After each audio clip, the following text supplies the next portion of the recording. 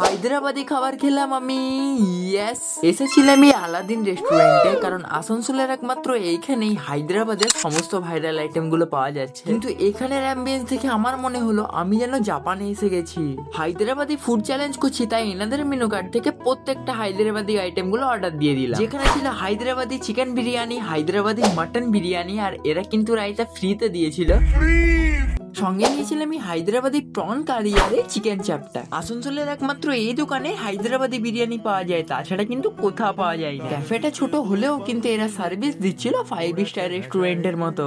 এনারা বিরিয়ানি গুলোকে খুব সুন্দরভাবে আমাদের প্লেটে সার্ভ করে দিলে। গাইস, প্রথমবার চিকেন বিরিয়ানি আর মটন বিরিয়ানি একসাথে।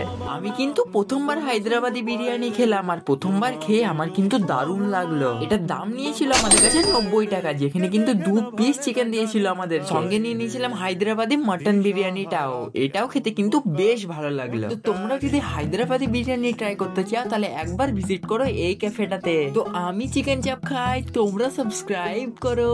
বাই।